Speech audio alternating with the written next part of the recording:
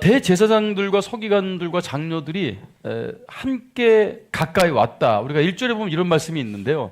그들이 예수님께 지금 가까이 와 있습니다. 굉장히 가까운 거리에서 예수님의 얼굴을 대면하고 있습니다. 어쩌면 여러분 참으로 부러운 일이 돼야 되는 거겠죠. 예수님을 대면했으니까요. 예수님께 이렇게까지 가까이 와서 지금 여러분 이들의 행동을 보십시오. 가까이 왔어요. 자, 그런데 뭔가 긍정적인 상황이 벌어지고 있지 않습니다. 뭔가 예수님께 대항하는, 대적하는 그런 상황이죠. 자, 누구보다도 예수님께 가까이 나와 있는 그들이 마음은 너무 멉니다. 마음이 너무 멀리 떨어져 있어요. 여러분, 우리의 예배 가운데 하나님의 임재와 영광이 여기에 있는 줄 믿습니다. 여러분, 마음은 어디 있습니까? 몸은 너무나 가까운 이곳에 나와 계십니다.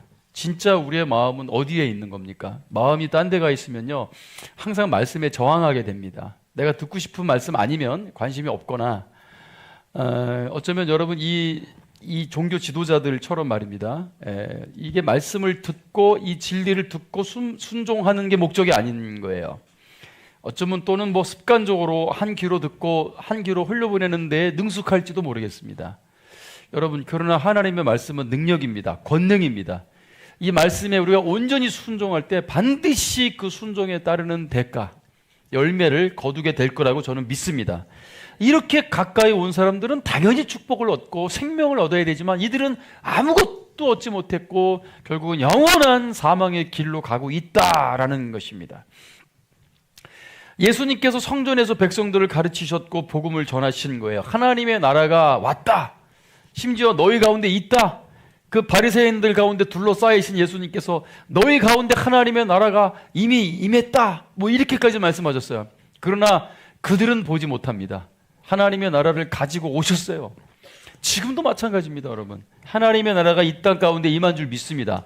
그런데 그것을 모든 사람들이 보고 듣는 게 아니란 말입니다. 오직 성령으로 거듭난 자들이 하나님의 나라에 들어오는 거예요. 그건 보이지 않는 것이죠. 오직 믿음으로 말미암아 이루어지는 것입니다. 오늘 이렇게 우리가 세례식을 거행했지만 이 세례식을 거할 때 이분들의 이름이 천국에 기록되는 건 아니에요. 이미 그 이전에 예수님을 또 영접했기 때문에 여러분 하나의 예식으로서 행하는 거잖아요. 그러나 이미 그들의 이름이 하나님의 나라에 기록됐죠. 마음으로 믿고 의에 이르고 입으로 시인하여 구원에 이르는 것입니다. 그리고 그 이후에 믿음의 증명이 필요하겠죠. 우리의 삶을 통해서 증명되어져야 하는 것입니다. 여러분, 이 세례가 하늘로부터 온 권위라는 것이죠. 오늘 이 말씀에 이 강단에서 선포되는 여러분 이 설교자도 무슨 권위로 제가 뭐 여기에 있겠습니까? 똑같은 인간이고 똑같은 연약한 사람인데. 그러나 여러분, 이 하늘 권위라는 게 그런 거예요. 오늘 예수 그리스도께서 주신 명령으로 인해서 우리가 복음을 선포할 때 하늘과 땅의 모든 권세를 가지신 이에 그 권세가 뒤에 있기 때문에 그 권세를 믿고 말씀을 선포하는 것이고 열방 가운데 복음을 전파하는 것입니다, 여러분. 그 권위에 대해서 도전한다라는 것은 그 진리에 대해서 지금 이 종교 지도자들, 타락한 종교 지도자들, 하나님의 나라가 임했음에도 불구하고 하나님의 나라에 들어오지도 못하는 여러분, 이들은 이 진리를 도전했다는 거죠. 이 진리에 저항했다라는 것입니다. 바로 이전 장에 무슨 일이 있었냐면은 예수님이 성전에서 장사하는 사람들에게 의로운 분노라고 할 수 있겠죠. 분노로 성전의 상들을 다 뒤집어 엎으시고 그들을 쫓아내셨어요. 만민이 기도하는 집, 하나님의 집을 여러분 강도의 소굴로 만들었다라고 말씀하시면서 그들을 책망하시고 쫓아내신 것입니다. 자, 그런데 지금 대제사장, 서기관, 장로들이 네가 무슨 권위로 이렇게 말하고 있는 거예요. 당신이 무슨 권위로? 우리도 하늘의 권위를 받아서 우리도 이들에게 장사할 권리를 우리가 도장 찍어줬다 그 얘기예요. 우리가 허락했다. 우리가 허가했다. 우리가 그런 권세 받은 사람들인데 너는 뭐냐 이거예요. 네가 뭔데 감히 이미 허락한 건데 성전에 들어와서 이렇게 난장판을 쳤냐. 지금 그런 상황이 이어지고 있는 것입니다. 그래서 예수님이 성전에서 백성을 가르치면서 복음을 증거할 때 이들이 예수님 앞에 와서 이런 질문을 하는 겁니다. 2절이 바로 그런 상황이에요. 2절이 무슨 권위로 당신이 이런 일을 합니까? 이 권위를 누가 준 겁니까? 라고 질문한 거죠. 자, 그런데 예수님께서 이 질문에 대해서 대답을 주시기보다는 반문을 하십니다. 또 다른 질문을 하시죠. 야, 내가 하나 더 묻겠다. 너희들에게. 반문이에요. 요한의 세례가 하늘로부터냐 사람으로부터냐 라고 반문을 하신 겁니다. 자, 그런데 그 반문은 그들에게 대항하는 게 목적이 아니고 사실은 초청입니다. 여러분, 예수님의 모든 행위가 그렇습니다. 주님은 심판하기를 원하시는 분이 아니에요. 우리가 심판받는 걸 원하는 분이 아니에요. 우리 모두가 구원받기를 원하시는 분이신 겁니다. 그 우리에게 자유를 주고 구원을 주는 그 진리가 우리에게 선포될 때 그 진리에 대한 태도, 그게 중요한 것입니다. 주님 말씀대로 되기를 소망합니다. 그러면 여러분, 우리의 삶에 놀라운 일들이 벌어집니다. 그런데 여러분이 진리에 대해서 대항하는 순간 여러분 생명이 없습니다. 만행에 와 계신 예수님께서 여러분 아까 나의 길이라고 고백했잖아요. 그 길을 제시한 거예요. 이 길만이 너희가 살 수 있는 길이다 라고 하면 아멘하고 그 길로 가야 되는 겁니다. 아멘입니까? 자, 그런데 여러분 그 진리에 대항하면 거기에 무슨 생명이 있습니까? 그런 분에게 왜 이 세상에 전쟁은 있고 왜 이 세상에 범죄가 있고 에이 하나님이 무슨 전능하냐, 뭔 하나님이 능력이 있냐, 능력 있으면 저렇게 죽어가는 사람들을 저렇게 구원도 못하고 왜 이렇게 우리는 불쌍하게 이렇게 살아야 되냐라고 대항하는 사람들이 얼마나 어리석은지를 아셔야 되는 것입니다. 주님은 길을 주신 것입니다. 스스로 그 길이 되신 것입니다. 예수 그리스도의 여러분 그 길로 그 문으로 나아가는 자가 구원을 받는 것입니다. 그리고 십자가에서 다 이루었다라고 이미 우리가 구원받을 수 있는 모든 여러분 길을 다 활짝 열어놓으셨다고 말씀을 선포하신 것입니다. 그런데 다른 길에 서서 그 길에 올 마음도 없으면서 여러분 저 바깥에서 어두운 곳에서 여전히 불평하고 여전히 그 진리에 대해서 대항하는 일들을 보게 됩니다. 여러분 이게 안타깝다 그런 이야기입니다. 예수님의 반문은 그들에 대해서 왜 반문을 하셨냐면 여러분 그들은 만약에 세례 요한의 세례가 하늘로부터 왔다라고 한다면 세례 요한이 메시아를 인정한 사람이에요. 공식적으로 메시아를 인정했다고요. 그러면 세례 요한의 세례가 하늘로부터다라고 얘기하면은 예수님이 메시아라는 것을 인정하는 꼴이 된다고 생각한 거예요. 그게 어떻게 꼴이 되겠습니까? 안타깝지만 그들은 계속해서 진리에 대항하고 있는 사람들입니다. 또 반대로 세례 요한의 권위는 사람들에게 온 거지 라고 말한다면 여러분 이미 세례 요한은 공식적으로 선지자 인정받은 사람이에요. 그 주변에 있는 모든 사람들도 세례 요한을 선지자로 인정했단 말입니다. 자, 그런데 그의 권위는 사람으로부터야 라고 얘기하면은 돌을 맞아야 되는, 주변에 있는 사람들에게 돌을 맞아야 되는 그런 상황입니다. 여러분 세례 요한이 왜 하늘로부터 권위가 주어졌는지를 좀 말씀을 좀 찾아보겠습니다. 누가복음 3장 3절에서 6절까지의 말씀이에요. 자, 함께 좀 읽어볼까요? 누가복음 3장 3절에서 6절 다 같이 읽겠습니다. 시작. 그는 요단 강가의 모든 지역으로 다니면서 죄를 용서받게 하려고 회개의 세례를 전파하였습니다. 이것은 예언자 이사야의 책에 기록된 대로입니다. 광야에서 외치는 사람의 소리가 있다. 주님의 길을 예비하여라. 그분의 길을 곧게 하여라.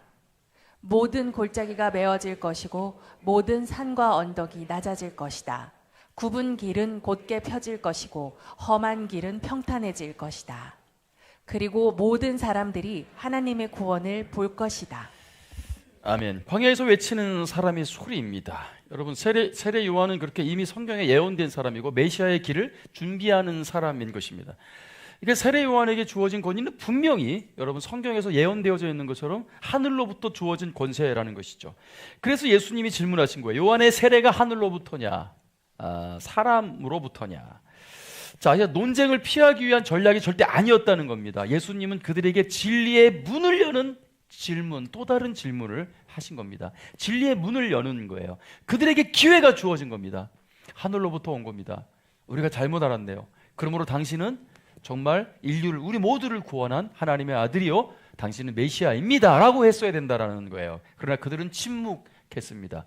왜냐하면 이 종교적인 개인적 소위 기득권 그거를 빼앗기지 싫어서 그랬던 것이죠. 여러분 결국 그들의 목적은 무엇입니까? 그들은 결국은 자기들의 것을 지키는 것이 목적이었다라는 것입니다. 진리를 거부한 침묵으로 결국은 그들에게는 구원이 임하지 않습니다. 하나님의 나라를 계속해서 볼 수 없는 상태에 빠지게 되는 것입니다. 참으로 여러분, 그들이 예수를 신문하는 게 아니라 예수님의 진리가 그들을 신문했어야 되는 것이죠. 우리가 그 진리를 깨닫지 못했습니다. 우리가 교만했습니다 라고 회개를 했어야 되는 것이었던 것이죠. 하늘의 권위보다는 사람의 눈치를 더 보는 여러분, 이 신앙은 타락이죠. 사람의 눈치를 보는 거예요. 하나님의 임재가, 하나님의 권능이 여기 임했음에도 불구하고 계속해서 사람들의 눈치만을 보는 것입니다. 어떤 진리가 선포돼도 꼬투리를 잡을 준비가 되어 있습니다. 반문할 준비가 되어 있습니다. 자신이 손해볼 행동은 절대 하지 않을 자세가 되어 있다라는 것입니다. 천국을 발견한 사람들은 천국을 사기 위해서 기꺼이 자기 낭비, 거룩한 낭비에 대해서 준비되어 있는 사람들이잖아요. 더 소중한, 더 중요한 가치를 우리가 믿음으로 소유하였기 때문에 그런 것입니다. 그러나 여러분, 타락한 종교 지도자들은 그렇지 않습니다. 하늘의 권위를 무시했고 무지한 어리석은 거짓 권위는 결국 메시아를 십자가에 못 박는 데까지 나아갔다라는 것입니다. 사실 이어지는 그 포도원 농부의 비유가 여러분 그런 말씀이잖아요. 포도원 주인이 이제 포도원을 사고 포도원을 가꾸고 그걸 농부들에게 맡겼습니다. 당연히 포도원에서 나는 그 소유에 대해서 또 주인의 몫이 있는 거잖아요. 주인이니까. 그래서 이제 그것을 계산하기 위해서 종들을 보냈어요. 3번이나 보냈습니다. 거의 죽도록 패고 다시 돌려보냈습니다. 누가? 포도원 농부들이. 주인의 권리에 대해서 도전한 거죠. 그런데 여러분, 주인은 또 이런 생각을 합니다. 내가 종을 보냈으니까 저랬지. 내 아들, 내 상속자를 보내면 저들이 좀 존중을 해주고 또 내 뜻을 저들이 알지 않을까. 그래서 아들을, 상속자를 그들에게 보냈습니다. 이건 웬걸? 죽을 때까지 팬 게 아니라 죽였습니다. 그 아들을, 상속자를 죽였단 말입니다. 왜요? 저 상속자를 죽이면 저의 포도원이 우리의 것이 되지 않겠냐. 이 자기들의 자리를 지키기 위한 여러분 그 기득권자들, 종교를 사유화하고 그 권력을 유지하려고 했던 그 종교 지도자들에 대한 너무나 기가 막힌 예화, 비유잖아요. 이게 예수님의 비유입니다. 여러분, 오늘날에도 그런 일들이 벌어지고 있습니다. 자기의 유익을 위한 종교, 정치, 오롯이 여러분 다른 약자들을 이용해 먹고 자기들의 이익을 얻기 위한 그런 자들에게는 결국 여러분 심판이 있을 것이고 그들은 하나님의 나라에 결코 들어갈 수가 없겠죠. 지금도 여전히 하나님의 말씀이 강단에서 선포되어지고 있습니다.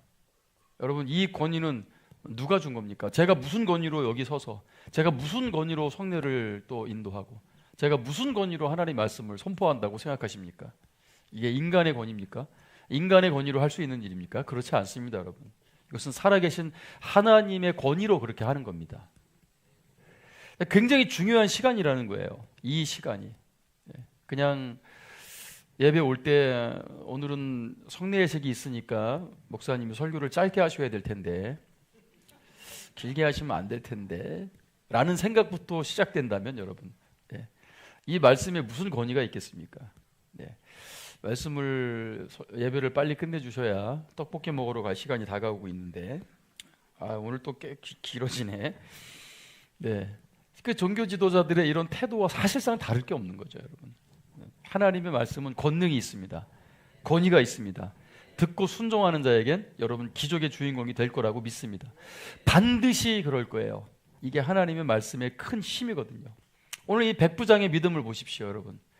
말씀으로 하십시오. 아우, 나도 내 아래 사람들에게 이 권위가 있는 사람인데 내가 어찌 예수님을 오라 가라 할 수 있겠습니까? 그냥 말씀으로만 하시면 됩니다. 그랬더니 정말 예수님의 말씀으로만 여러분 그 종의 병이 치유된 줄 믿습니다. 이게 여러분 믿음이잖아요. 그 메시아, 왕이신 하나님 아버지, 또 그 아들의 말씀에 우리가 귀를 기울이고 그 말씀에 대한 이 태도가 중요하다라는 것들을 보여주고 있는 것입니다. 오늘 우리가 여러분 그 세례를 받으셨는데 이 요한의 세례가 위대함에도 불구하고 이 요한의 세례보다 더 위대한 세례가 있습니다. 바로 오늘 여러분 이 거행한 세례입니다. 이것은 성부와 성자와 성령의 이름으로 거행한 세례식이죠. 삼위일체죠. 하나님의 권능으로 이들에게 세례를 베푼 것입니다. 근데 요한의 세례와 여러분 이 성부, 성자, 성령의 이름으로 주는 세례에 차이점이 있다라는 거예요. 이 차이점을 아는 것이 오늘 이 하늘의 권위로 세례를 받은 우리들, 그리고 먼저 세례를 받은 우리들이 이후에 어떤 삶을 살아가야 될지에 대한 그 도전을 준다라는 것입니다. 자, 한번 도표를 한번 보여드리겠습니다. 네, 이 세례 요한의 세례도 하늘의 권위로 주어진 세례고요. 그리고 예수님의 명령으로 주어진 세례도, 삼위일체적인 세례도 하늘의 권위로 주어진 겁니다. 맨 마지막에 도표 올려주세요.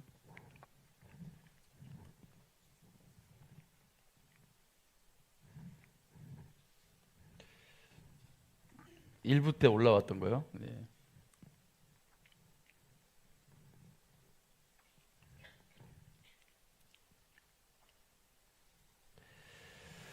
우리가 성부, 성자, 성령의 이름으로 세례를 받을 때 세례를 받는 것은 더 이상 여러분 자기 권위 아래 사는 사람이 아니라 하늘의 권위 아래 사는 사람이라는 것에 대한 고백입니다.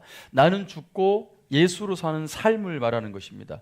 갈라디아서 2장 20절 말씀에 이게 필수적으로 암기해야 되는 말씀인데요. 내가 그리스도와 함께 십자가에 못 박혔고 이제 내가 사는 게 아니고 내 안에 예수께서 사시는 것이죠. 여러분 성부, 성자, 성령의 이름으로 세례를 받을 때 이런 놀라운 일이 벌어집니다. 오늘 주님이 우리 안에 임하신 거예요. 나와 하나가 되시는 것입니다. 할렐루야. 그래서 나를 사랑하사 나를 위하여 자기 자신을 다 버리신 하나님의 아들을 믿는 믿음 안에 사는 것이다 라는 고백을 우리 모두가 한 것입니다. 자, 여러분 세례 요한의 세례도 하늘의 권위, 여러분 또 예수님의 명령으로 주어진 세례도 또 하늘의 권위인 것입니다. 그러나 그 차이점이 놀랍습니다. 여러분 세례 요한의 세례는 성격은 회개의 준비죠. 진정한 회개의 준비. 우리가 온전히 회개할 수 없다는 거죠. 그 세례 또한 일시적이고. 자, 그런데 여러분 예수님의 세례로 말미암아 은혜 언약의 확증이 주어지는 것입니다. 이건 여러분 성령으로 주어지는 완전한 세례라고 볼 수 있습니다. 그리고 세례 요한의 세례의 중심 메시지가 메시아의 길을 예비하는 것입니다. 그러나 예수님의 명령으로 오늘 주어진 선포 세례는 그리스도와의 연합인 것이죠. 예수님이 여러분 하나님의 영이 아예 우리 안으로 들어오시는 거죠. 자, 이게 성령의 역할로 다시 한번 말씀드릴게요. 자, 성령을 예고하는 세례가 세례 요한의 세례입니다. 그러나 예수님의 세례는 성령이 내주하게 되는 세례입니다. 세례 요한의 세례는 구속사적 위치에서 구약과 신약의 전환기입니다. 구약과 신약을 연결해주는 역할을 합니다. 자, 그런데 예수님의 세례는 신약 시대, 은혜의 시대, 종말의 시대의 시작을 말하는 것입니다. 자, 그 효력은 여러분 또 예표적이고요, 또 준비적이죠. 그러나 예수님의 세례는 실질적이고 영원한 은혜의 수단으로서 주어지는 세례였다는 것입니다. 그 지속적인 여부를 봤을 때는 여러분 예수님의 등장 후에 세례 요한의 세례는 중단됩니다. 그러나 여러분 우리가 받는 세례는 교회가 계속해서 시행하게 되는 것이죠. 이 땅에서 세례를 주라, 제자를 삼으라 명령하셨기 때문인 것입니다. 여러분 우리가 받는 세례가 이런 세례입니다. 할렐루야. 이런 세례를 받는 자들의 삶은 하늘의 권위 아래 거하는 세례의 삶이라는 것입니다. 이제 삶을 통해서 누리고 영광을 선포하고 나타내고 우리의 선한 성령으로 거듭난 사람들의 새로운 삶을 통해서 하나님의 살아계심을 증명하고 또 예수 그리스도의 죽으심을 증거하고 주님의 다시 오심을 기다리는 오늘 그런 아름다운 영광스러운 삶을 통해서 하나님의 큰 기쁨, 큰 영광 되시는 오늘 믿음의 세례자들 다 되시기를 주님의 이름으로 축원드립니다.